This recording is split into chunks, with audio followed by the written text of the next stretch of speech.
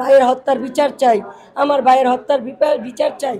আমি পিপিআর কাছে আইয়া যে সূক্ষ্ম বিচার পাইছি, আগামীতে আশা করি আপনি সাংবাদিক ভাইয়েরা, আমার ভাইয়ের আপনারা আগামীতে সূক্ষ্ম বিচার আমার লইয়া দিবেন সরকারের কাছে থেকে।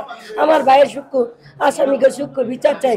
আমার সামনে আমার বাইরে মারছে, আমার বাইরের সামনে মারছে, আমার ভাইয়ের বিচার চাই। এখন যেই আসামিগুলো ধরা হচ্ছে বা ধরতেছে, ইনশাআল্লাহ আমি সরকারের কাছে বিচার জানাই, এবং ওই বিচারে কে ফাঁসিপ্রাপ্ত কে সাজাপ্রাপ্ত আমি জানি না, এটা আইন ভালো জানে।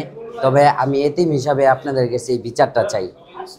এই সর্বোচ্চ আদালতে যেই বিচারটা ন্যায় বিচারটা হয়, ওই বিচারটাই আমি আমার বাবার জন্য চাই। আমি একজন এতিম অসহায়। আলমগীর হোসেন এবং তার ছেলে মুন্নার সাথে তার একটি টাকা পয়সার লেনদেন ছিল।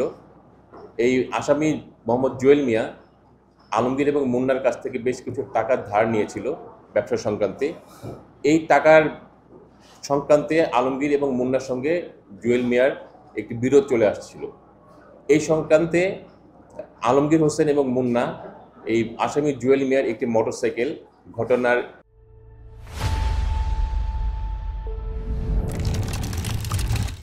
7-8 দিন আগে আটকে রাখে তার পাওনা টাকার জন্য, এবং গত 3/10/2025 তারিখে এই সংক্রান্তে অপর আসামি পারভেজের গ্যারেজে একটি সালিশ বৈঠকের বসে।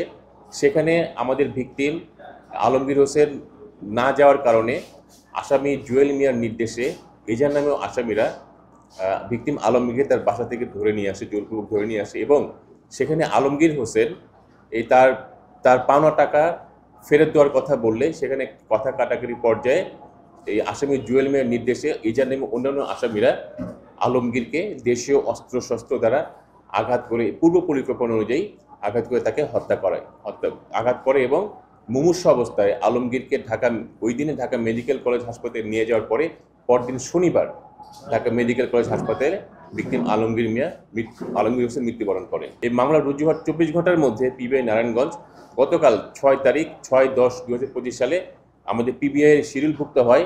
পিবিআই মামলাটি সহউদ্যোগে অধিগ্রহণ করে এবং এই ঘটনার সঙ্গে জড়িত মূল পরিকল্পনাকারী মোহাম্মদ জুয়েল মিয়া সহ তার অন্যতম সহযোগী মোহাম্মদ রাতুলকে নারায়ণগঞ্জ এবং আশেপাশের জেলা থেকে অভিযান পরিচালনা করে এই দুজনকে গ্রেফতার করে গত রাতে তাদেরকে গ্রেফতার করা হয়, এবং তাদেরকে প্রাথমিকভাবে জিজ্ঞাসাবাদকালে আসামি রাতুল, এজার নামে আসামি রাতুল জানায় যে এই আলমগীরের হত্যাকাণ্ডের সঙ্গে মোহাম্মদ জুয়েল মিয়া হচ্ছে মূল পরিকল্পনাকারী।